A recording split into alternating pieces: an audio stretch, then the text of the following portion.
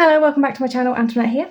I want to do the tag that is, I don't know who started it, but the person I've seen doing it was Tegan from Cosmic Creeper, and it's the hashtag Let's Be Tarot Friends. So, typical starter B, we're in my digital journal. I've screenshot the questions from Tegan's page, so I've got them in my journal and kind of like pulled together some answers and some decks around me just to try and make it visually impressive, because I think probably sat looking at me reading questions is equally as boring. So I thought maybe some visuals would be nice. So let's have a go.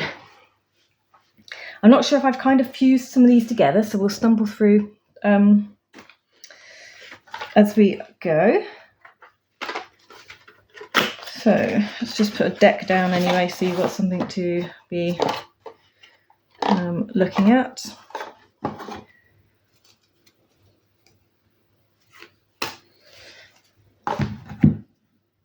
Okay, so this one's just visuals, although it is a very beautiful deck. Produced in the UK by James Bradshaw. So what type of art do I look for in a deck? I like all sorts of art. So this one in particular is hand-drawn by the creator. I have no real preference. It's more what appeals to me, I suppose. So beauty being in the eye of the beholder. So what I find beautiful might not be what somebody else feels is beautiful. There was a period where I wanted specifically bright colours, but now I have found that my gaze is perhaps a bit softer, and I like a multitude from black and white, monochrome, one coloured, all the way up to, as brightly coloured as they come. What do I search for in a deck? Is probably something that's, again, compilations of art, maybe, I don't know, different art styles, something a bit different to what's already on the shelf within my own collection. And I do like to have images and things that intrigue me. I do like things that perhaps make you look outside of the box a bit more, to help you, just to help you stretch your imagination, like intuitive standards, your intuition, something that's intuitive to read, not something that's a completely different system altogether and I have to sit and restudy, but equally that has a fusion in it. So here we have playing cards along with pip style and some traditional kind of Marseille in here. So this is, look at that, that's amazing with the dragon. So this is a kind of nod to some of the things that do interest me as well. So you've got your playing card references with everything else within this deck.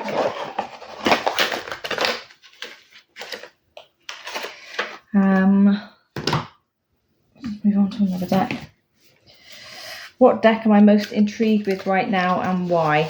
So one that I am currently very happy with is the Aurora Tarot. It's just, I think it's more the fact that it's beautiful. It's just a very beautiful deck. It is, again, a Marseille deck. I think this one comes from Spain.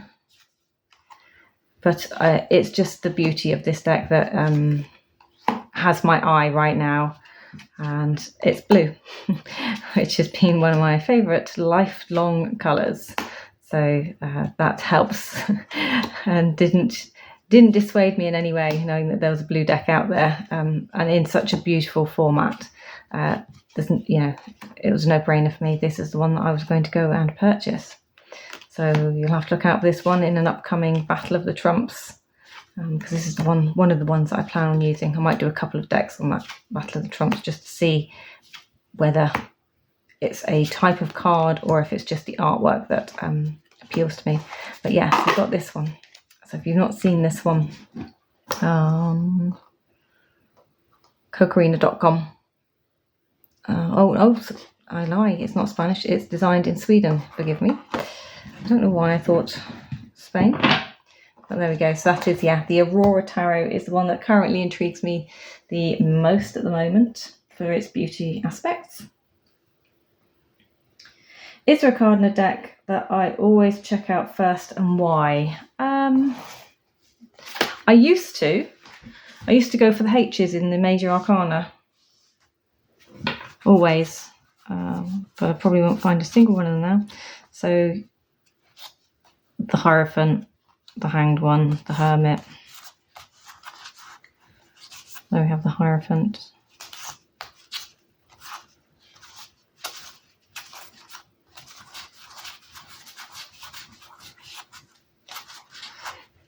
I can't really explain why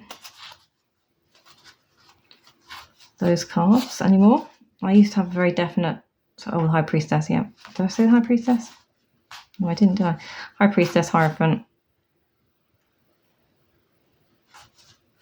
Hermit, and the Hanged One.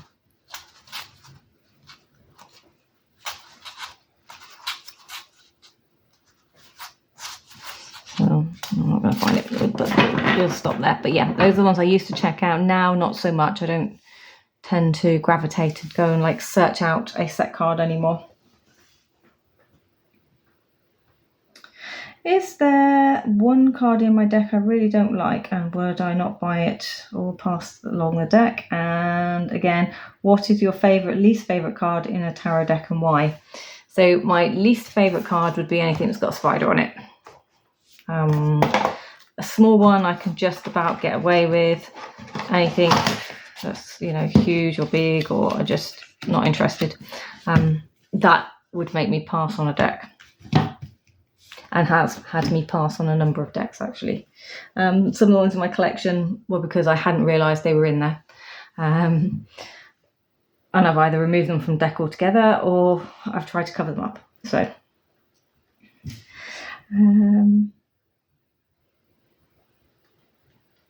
what is your least favourite card, and why? Well, I guess that kind of goes in. So anything with spider would be my least favourite card. However, Three of Swords. Let's see if I can find.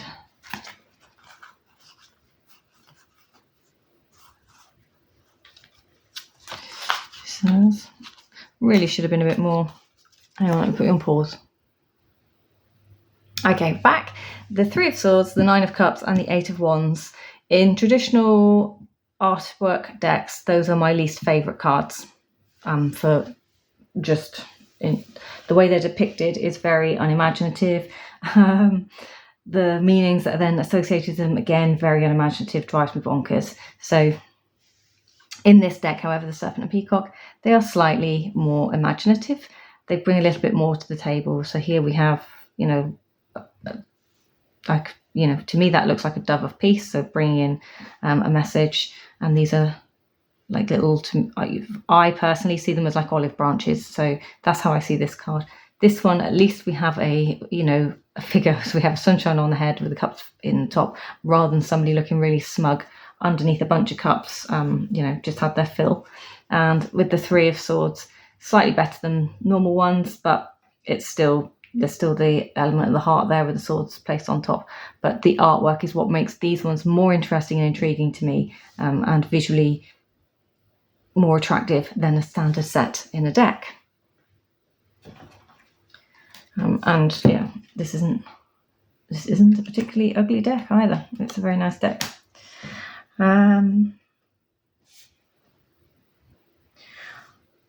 What do people close to me feel about tarot and me doing the tarot?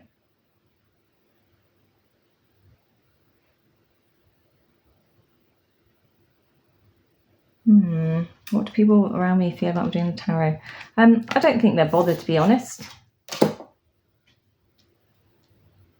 But then in the same breath, if they weren't bothered, why do I not tell people about it? It still comes with that fear of the unknown, doesn't it? It's still a taboo subject. People still react in a very unnecessary manner with tarot, I think, or esoteric, or anything esoteric, as in from unknown sources, unknown knowledge. It's had such a bad rap, Yet they'll go and speak to a medium or a palmist. It's crazy. And people who do seek out tarot readers still do it quietly in the dark, not telling other people what they're doing. Again, that's another weird thing which I found with tarot. So I suppose what they don't know doesn't hurt them, and if it isn't broke, don't fix it type thing. So no, I am not like massively in my family's faces. I read tarot. In fact, most of them will never have a reading off me because they're family. So even though I have a couple of family members who've asked me, I've just said no, because I know them too well, although they didn't like my answers. So that's what I suppose in a roundabout way, that's what my family think.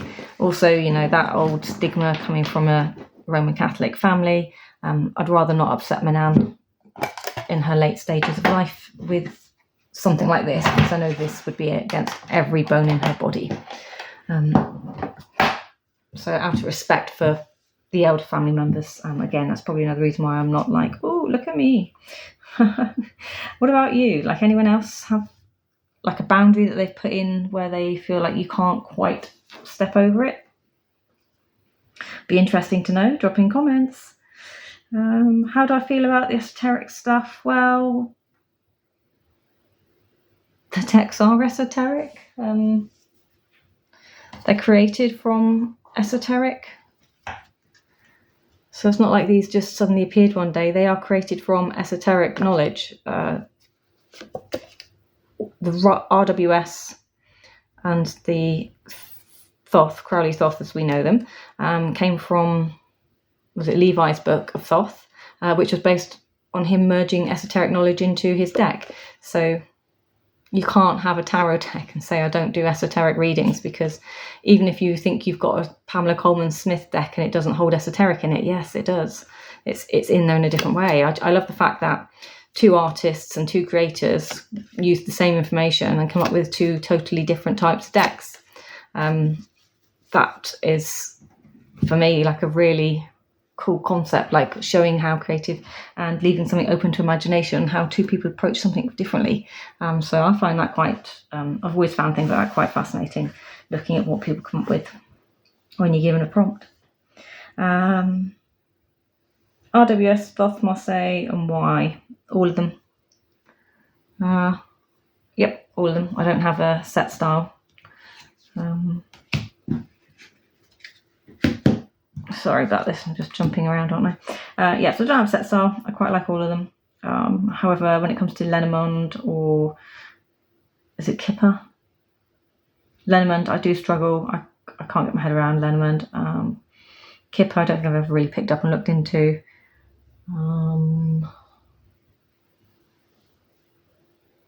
The Gypsy Witch playing cards, again, that's another one I haven't quite managed to get my head around.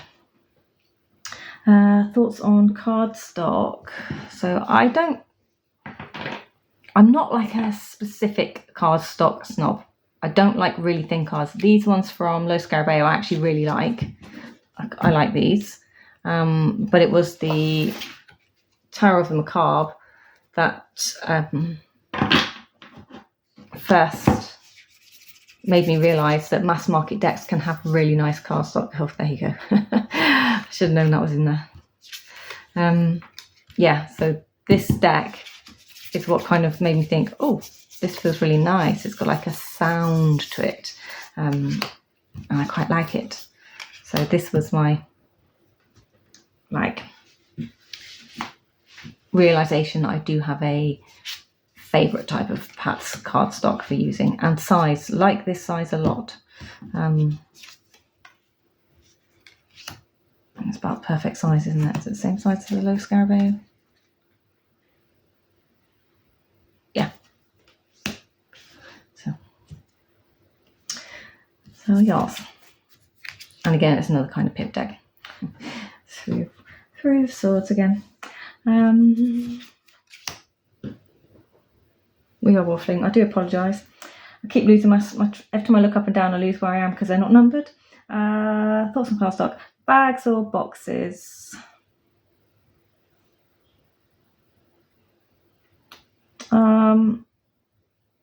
So bags or boxes, I like something that fits the deck.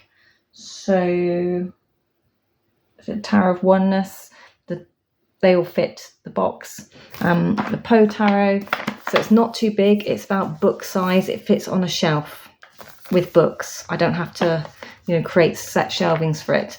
The book and the deck are in there. I mean, this one did, to be fair, have extra cardboard in there, which I've taken away, but this is just an example. So I like the deck and the book to fit in the box without extra packaging and be oversized, sorry, I like this deck, please don't think I don't like this deck, but something like the Shadowlands, I think, case in point. Yeah, that's my preference anyways. So I'd like to shrink things down to be a bit smaller to go on shelves. How did you learn or get into tarot? So people kept telling me, no, they didn't. So first up, my partner's stepmom, when I was like really young, about 18, I think, 19 maybe, gave me a tarot deck and a book for my birthday. So it would have been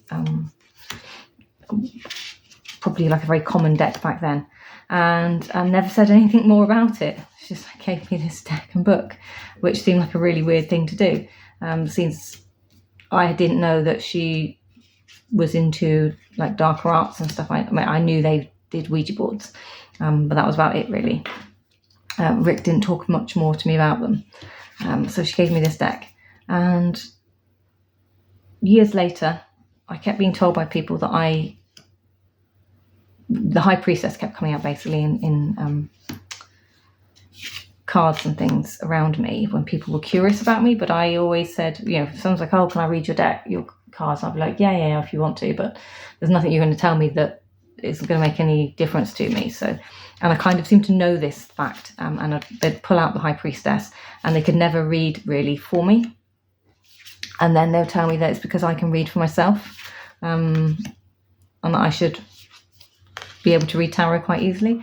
So that was the interesting fact about tarot, and then that's what then slowly after years of multiple people kind of telling me this, it was like, okay, well, this can't be like a strange phenomenon, unusual phenomenon just for me, but I might look into it. And that was what happened. That was when I went out and searched for a deck and purchased this one, and the rest is history. I started learning how to read tarot. Best news in the tarot world that I have heard lately. Well, there's a couple, right? There's a couple of really cool things. The first one is, this is coming out in a tin. Oh no, wait. I might have the tin bit wrong, but it's definitely coming out in a mini from US Games. And Patrick Valencia will have some signed ones on his website as well to sell. So that's perfect news, because I've always said this is a bit too big for my hands. And the only way to combat and beat the people that are selling knockoffs of his deck would be to maybe make the deck slightly smaller anyway, for the people that like it just because of its size. So I can't wait to get that. In fact, have I pre-ordered that one? No, I haven't. It's not ready for pre-order yet, but it's coming soon. Very soon it'll be out for pre-order. So I can't wait for this one. Also, in the same vein as this, is the fact that the where is it? Probably not going to be able to find it now. Yeah, the fact that the Oracle that sits alongside this is going to be released this year as well. So that's been confirmed. This one comes out this year. And also the Bonestone and Earth Flesh is still in the process of the book being written, but it is coming out. So I think that one probably releases, I would imagine, next year. But if it comes out this year, perfect. But I will be on that bandwagon as well for that one. So that's 3 decks that I really can't wait to see. And yeah, they should all have a, favourite spot in my collection. Just trying to get that one back in its box. What's the next question? What deck do I have out for that one? Let's have a quick look. Oh yeah, so how many decks are on my wish list? That's constantly changing. There must be at least 20 at any one time. I take them on, I take them off, I change them, I move them around. It's probably, there's got to be always 20 in that like lusting list. I call it a wish list, but I think it's more of a lusting list, isn't it? That's why I'm able to change them up and move them around when I get something that maybe bumps one off the list of swooning.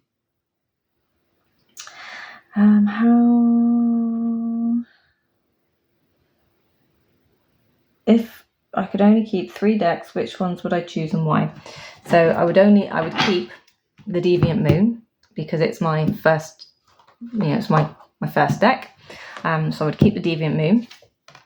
I would also, which I don't have these 2 around me, so we'll just do this. I would also keep the Star Tarot because it's a fusion deck of multiple things and has an amazing guidebook for the Star Tarot. So it'd give me something to read and kind of deepen my own breadth of knowledge as well. So we got that one. And the Aliman Tarot, the first edition, would be the other deck that I would bring because it's so many different cards, so many different styles, lots of gorgeous art backs, and it reads in a very specific type of way for me. Plus it comes with multiple extras, add-on packs, which you can then split out and create oracles with. So yeah, so you could do lots of things with the Aliman Tarot, which is why I bring that one as well. Next, how does knowing tarot influence my everyday? It just gives me like a background perspective really when I'm reading. So I just, what is it about my day that I need to know? What's going down today? What should I be aware of? What's the general energy in my workplace going to be like? And that just gives me like a background warning. So if it's going to be a particularly spiky day or the energy is going to be really hard, heavy, then I kind of already know that. So it sort of forewarns me that not to be surprised when it happens, because sometimes I do get easily surprised. And to be like, what on earth is going on, try and like work out people's motives for foul moods and things. But if I'm kind of already aware it's going to be there, then I'm more oblivious to it. I've kind of put my, shields up, my guards, my blocks, whatever you want to call them. I'm prepared, forewarned is, prepared. And it bounces off me a bit better than kind of me empathetically soaking it in and it affecting me. So yeah, I do. That's how it affects my everyday. In long-term reading stuff, it's just, again, background knowledge, interesting to see. And then it's more reflective practice where I look back and see, was any of that relevant to me? Or contemplative work for myself. If I need to just work through an issue that's been bothering me, and what the underlying problems are, then I might use tarot for that. So developing and forewarning. Yeah. If you could turn back the time, would you have learnt tarot any other way?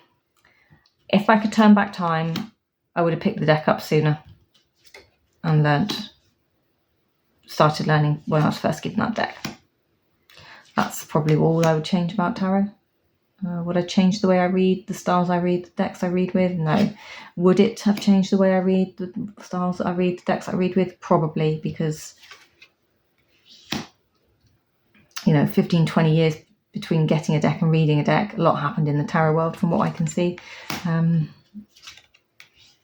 actually, the lady who gave me the deck died very sadly, and I never got to talk to her about it. So perhaps I would have had a different aspect, different teaching, or a teacher and mentor much earlier on in my tarot reading journey. But we will never know. Things happen for a reason, and things come at the right time, so they say. So that's where we're at.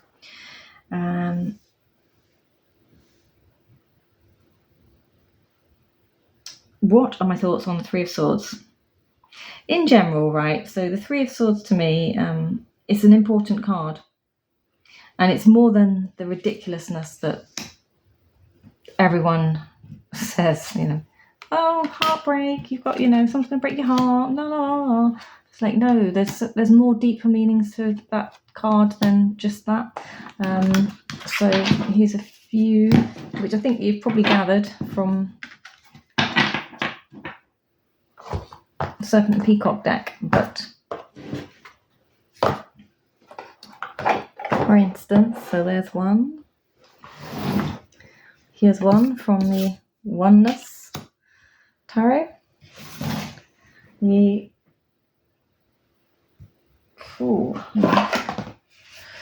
Tarot of the Cosmic Seed, Three of Swords. And I've got a couple of others that I've pulled out from the Bohemian Animal Tarot and Shadowlands Tarot, because these are different again, but I wanted to read out the depictions and just give you really something visual to look at. So from the Bohemian Animal Tarot, here's our Three of Swords. So Three of Eggs is an elemental deck, and a slightly harsher one than maybe you're used to seeing, because we have the actual depiction of somebody being stabbed. So I'm going to put that one on the end there just for comparison. So we can see this is supposed to be the heart, and then we have three swords in it there, but we have a rose instead. Here we have a broken heart and a cracked kind of facade going on here. And again, we just have three swords crossing a heart, but a person there, or a conjoined person. So it's like a duality aspect in there. And then with this one, so our keywords are restlessness, misfortune, separation, isolation, and treachery. So just having a quick look through here, the divinatory meaning: heartbreak, feeling heartbroken, causing another to feel heartbroken, extreme sadness, desolation, depression, dark night of the soul. So dark night of the soul is definitely more what that means for me. Perhaps desolation and extreme sadness, yes. Emotional pain, yes. Feeling deeply hurt, yes. Having your feelings hurt, yes. Maybe receiving some bad news or being the cause of bad news to somebody else. So for me, it's about that creative element of a conversation that's not going to go down very well, but you have to have the conversation. You can't hide behind, the bush for the rest of your life. You can't keep sticking your head in the sand. That conversation has to happen. And then for the Shadowlands Tarot, we have another slightly different version, but what a cool dude that is. So he's wearing his chain. So this one to me is a bit like wearing your heart on your sleeve. So put him there. And again, I'm just going to take a quick squiz in the book. So this one, the keywords are survival, vulnerability, self-esteem, being engaged, healing, pride, and regenerating, along with defeat, denial, disassociation, pain, depression, loss, there we go, heartache, and grief. Grief is a good word as well for this card. But this one, for a reflection, how can I see a difficult situation in a positive light? And that to me is exactly probably what the Three of Swords really is about. How do you frame the difficult situation in order to move on with it, because it has to be addressed and you can't ignore it. So if you think of your Two of Swords with a blindfold, you're kind of really ignoring the situation. Three of Swords, it's in your face now and has to be dealt with. How are you going to deal with it in order to kind of get past it and not be stuck with what you're doing?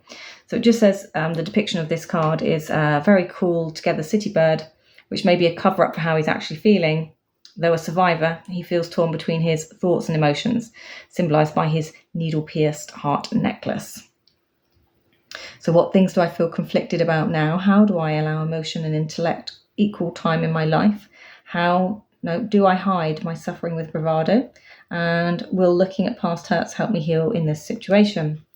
So not always, isn't it? That's the truth there, the sad truth behind that.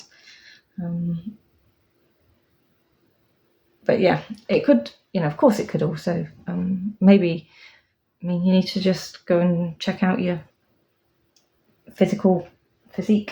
But yeah, that's it. So those are my three of Swords, and a very, very, again,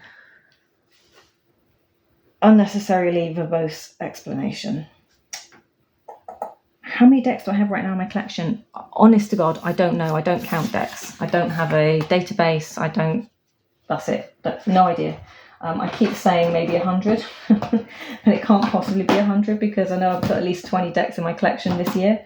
So that's an incorrect number. So as a joke, I've wrote here 120 maybe, but again, that's really